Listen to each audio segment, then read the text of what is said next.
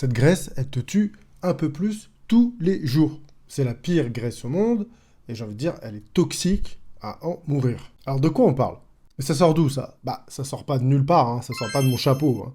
Ça a été inventé par les industriels, les Américains, merci, dans les années 60, pour contribuer à vendre plus de produits alimentaires en leur permettant d'avoir des durées de conservation qui sont prolongées, notamment par certains effets qui sont la plasticité des produits, stabilité à l'émulsion, faible coût, hein, les Américains c'est des bons capitalistes, donc t'imagines bien que s'ils peuvent te vendre un truc plus cher et que ça leur coûte moins, bah, ils vont le faire, ils vont pas se priver. Ça résiste à de plus fortes chaleurs, ça veut dire que tu peux le réutiliser plusieurs fois si c'est pour de la cuisson, comme des huiles de friture, et évidemment, ça dure plus longtemps dans le temps parce que ça a moins tendance à s'oxyder et à rancir. Donc, ces graisses partiellement hydrogénées, ça en fait un pilier de l'alimentation, des super, hypermarchés, tout ce que tu veux. Tu les retrouves dans les margarines, les produits de boulangerie, bah oui, dans tes baguettes, dans tes pains au lait, ce genre de choses-là, dans la restauration rapide, et puis bah, quand c'est l'heure de l'apéro, tu sors tes cacahuètes, tes crackers, bah boum, t'es en plein dedans.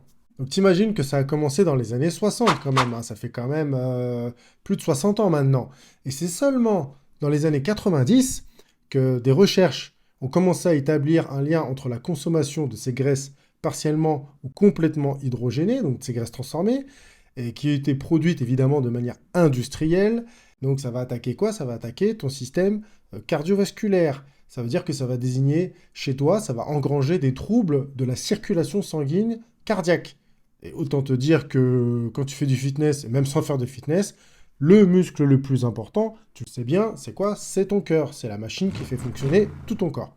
Et donc, ils se sont aperçus que c'était tellement dangereux eh ben, que ça a donné lieu à une poussée de santé publique, à la faveur évidemment des citoyens lambda que nous sommes, hein, pour leur élimination totale et complète de l'approvisionnement alimentaire dans la nourriture mondiale.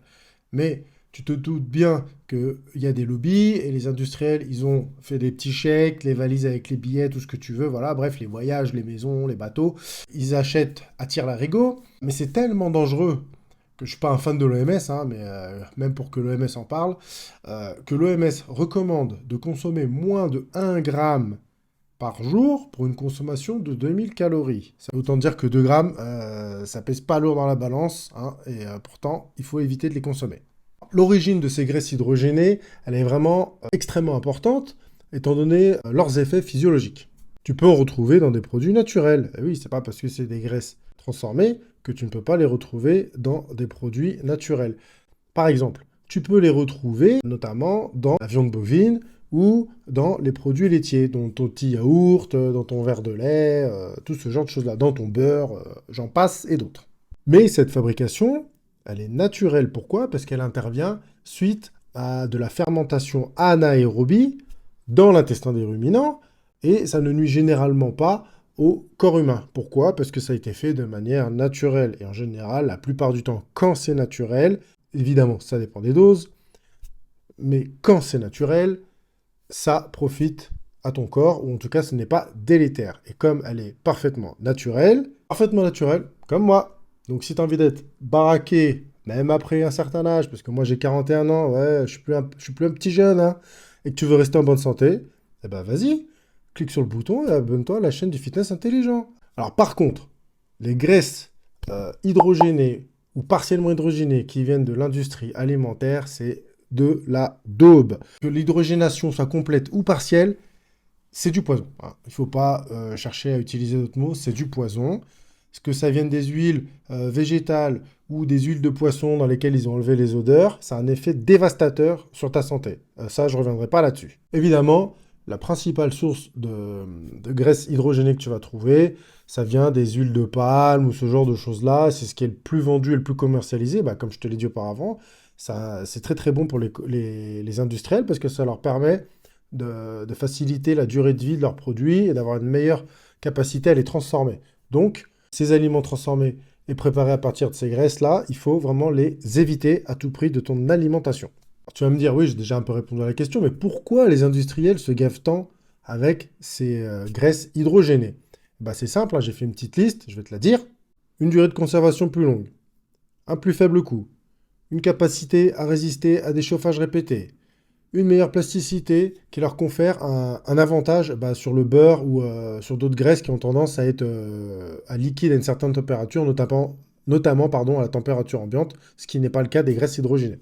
Et c'est pour ça que ces produits-là, tu vas les retrouver dans des produits de boulangerie, de friture, dans la pâtisserie industrielle. Les Américains, ils sont très forts, hein, tu sais, les donuts, les cookies, les Twix, Enfin, tu vois, je connais même pas tout, hein, de toute façon, mais voilà, mais tu vois ce que je veux dire. Dans tout ce genre de collations-là, et ça, c'est devenu très répandu, c'est vraiment très, très répandu.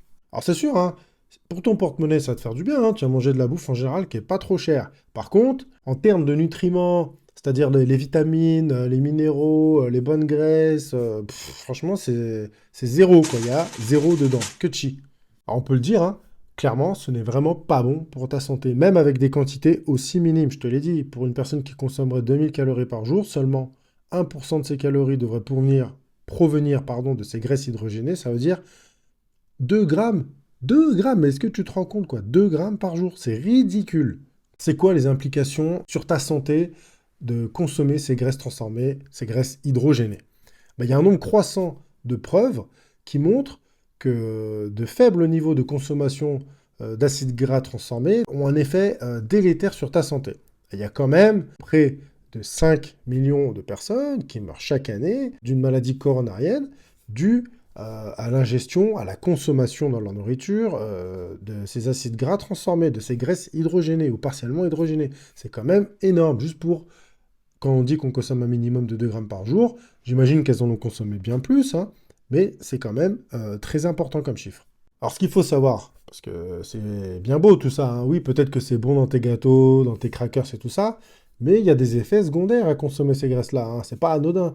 C'est comme quand tu consommes ton petit médicament, ton Doliprane ou je sais pas quoi. Certes, ça va peut-être te faire moins mal à la tête, mais si tu en consommes de manière répétée, tu vas avoir un effet délétère et un effet néfaste sur ta santé. Donc, plusieurs choses que je vais te citer. Ça va impacter négativement ton niveau de lipides, ça va déclencher une inflammation systémique, ça va augmenter ton poids corporel, ça va aussi augmenter évidemment tes graisses viscérales, donc c'est-à-dire les graisses qui sont mauvaises, celles qui vont étouffer tes organes vitaux, hein, ton foie, ton rein, ton cœur, voilà, t'as compris, hein. Ça va augmenter ta résistance à l'insuline, donc ça veut dire que quand ton insuline va fonctionner, pour qu'elle fonctionne correctement dans ton corps, il va falloir qu'elle produise beaucoup plus d'insuline, donc tu peux potentiellement devenir diabétique alors que tu ne l'étais pas. Et tout ça, tu risques d'augmenter seulement avec une consommation de 2 grammes par jour, tu risques d'augmenter ton risque d'arrêt cardiaque, de crise cardiaque jusqu'à 35% pour une quantité de 2 grammes. Donc c'est ridicule, donc méfie-toi vraiment de ça. Alors il faut absolument éviter de consommer ces graisses-là. Tu vas commencer à pourrir ton système de l'intérieur, hein. Imagine, c'est comme si tu étais une voiture. Ta voiture, tu lui mets une huile pourrie là, et tu roules un peu avec. Quand tu vas commencer à faire la vidange, tu vas ouvrir le bouchon, hop, ça fait de la mayonnaise. Imagine que cette mayonnaise-là, c'est celle qui va être dans ton corps, hein. C'est pas la mayonnaise que tu manges sur tes tartines là ou avec ton jaune d'œuf, hein. C'est la mayonnaise qui va venir boucher tes artères, rigidifier ta canalisation interne. Et ça, tu ne le veux pas, parce que c'est comme ça que tu as des problèmes de respiration, d'arrivée sanguine au niveau du cerveau, bref, avec toutes les complications que ça peut t'amener, c'est vraiment négatif. Mais le problème, c'est quoi? C'est que cette graisse-là, qui n'est pas naturelle, va finir par devenir naturelle. Pourquoi? Parce qu'elle va finir par être absorbée par ton corps, même si elle n'est pas utilisée comme source d'énergie ou dans l'intégration, la construction de nouvelles cellules ou pour le fonctionnement de ton corps. Donc ça va être un déchet. Et ton corps, il va prendre le déchet, il va foutre ça dans un coin, et il va foutre ça où? Dans tes artères, mon gars, hein. Donc là, c'est pas bon du tout, hein. Et comme je te l'ai dit, évidemment, tu trouves ça où? Dans tes petits plats, dans tes viennoiseries, dans tes petites pizzas surgelées, dans tes quiches. Donc, je te conseille, s'il te plaît, apprends à cuisiner. Tu verras quel plaisir c'est. On a plein de livres de recettes. On habite en France. Fais-toi plaisir. Bref, si tu as un doute, abstiens-toi, d'accord? Des fois, il y a même écrit qu'il y a 0 g de graisse transformée, de graisse hydrogénée dans tes paquets de chips. Mais n'oublie pas que sur tes paquets de gâteaux, par exemple, il y a des accords européens entre les industriels de l'agroalimentaire et les gens qui sont là-haut, là, à Bruxelles, qui permettent si la dose est minimale et en dessous des prescriptions minimales recommandées, permet aux industriels d'indiquer qu'il n'y a pas de graisse hydrogénée ou partiellement hydrogénée. Donc ils peuvent écrire qu'il y a 0 g, alors que ça se trouve, il y a 0,2 g ou 0,3 g. Et par exemple, si tu consommes un cookie, je prends un gâteau, un cookie, hein, bah des fois, si tu es comme moi que tu as un peu faim, les cookies, tu vas manger 2, 3, 4, peut-être même 5 si j'ai vraiment très faim. Si tu as ces 0,2, 0,3 g de graisse hydrogénée par cookie, bah, si j'en mange 5 cookies à 0,2 g, bah ça y est, j'ai déjà mes 1 gramme. Et t'imagines que ça, par exemple, c'est juste sur le goûter, quoi. Et c'est vite fait de manger des cookies, hein. Des fois, les cookies, ils sont pas très gros, hein. Franchement, c'est assez petit, quoi, hein. Bah, ça va super vite. Et là, je ne te parle que des cookies. Je te parle pas de ce que tu as mangé au petit-déj, ni de ce que tu as mangé au repas du midi, ni au repas du soir. Enfin, voilà, quoi. Je connais pas ton alimentation, mais ça peut aller très, très vite. Donc, tu augmentes rapidement ton danger de risque de crise cardiaque et de faire un infarctus. Ça, c'est vraiment très dangereux. En revanche, parce qu'on va pas s'arrêter sur une note négative quand même, les graisses, c'est très très bon. Il ne faut pas les diaboliser, il ne faut pas en avoir peur. D'ailleurs, les graisses, c'est quelque chose d'indispensable dans ton corps. N'oublie pas que ton cerveau, je crois qu'il est composé à 70 ou 80% de graisse. Donc bon, si le cerveau il est fait de lipides, c'est que les lipides, ça doit quand même être bon, je pense. Et c'est indispensable à la survie de l'être humain, comme les protéines. Par contre, le sucre, ça ne l'est pas. Pourquoi? Parce que ton corps, il a la capacité, à partir des protéines et des graisses, de transformer du sucre. Bref, tu dois consommer des bonnes graisses, comme des graisses mono-insaturées. Les fruits à coque, les noix de macadamia, les amandes, les noix de pécan, les noisettes, et aussi l'avocat, une bonne huile d'olive ou une huile de sésame, par exemple. Tu dois consommer aussi des acides gras polyinsaturés. Donc, par exemple, quand tu vas manger un poisson gras, comme du saumon, même si je te le déconseille quand même, parce qu'il y a pas mal de reportages, t'as vu, enfin, si c'est du saumon sauvage, franchement, vas-y, top, pas de problème. Du saumon d'élevage, qui est nourri avec des aliments qui sont pas censés consommer, parce que c'est des animaux qui viennent de la mer, et on leur donne des graines de maïs, des trucs comme ça et tout, aux OGM. Les saumons d'élevage sont 4-5 fois plus gras que les saumons sauvages. Donc si c'est du saumon sauvage, si c'est du saumon d'élevage, négatif. Du maquereau, du hareng, des sardines. Évidemment, si t'as pas peur de puer de la gueule, hein, mais bon, après tu mets un petit peu de citron, un peu de... Tu vois, tu te fais un petit style, quoi. Pourquoi? Parce que dedans, tu as les fameuses oméga 3, et oui, ALA, EPA et DHA. Je sais plus c'est quoi les termes, là, DEXA, hexao, machin, là, c'est trop compliqué à dire, donc bref, ça tu peux trouver sur Internet, il n'y a pas de souci. Des aliments qui peuvent être enrichis en oméga 3, comme les œufs. Alors, je te parle pas des œufs de bas de gamme là, que tu achètes qui n'ont jamais vu le jour, mais c'est pas forcément non plus les œufs qui ont vu... Enfin, les œufs qui viennent de poules qui vivent en plein air. Je te parle des œufs d'une marque, si je dis pas de bêtises, c'est les œufs bleu, blanc, cœur. Et pourquoi ils sont enrichis, ces œufs-là, ils sont meilleurs que les autres parce qu'ils sont enrichis en oméga 3, vu qu'on n'en trouve que dans l'alimentation.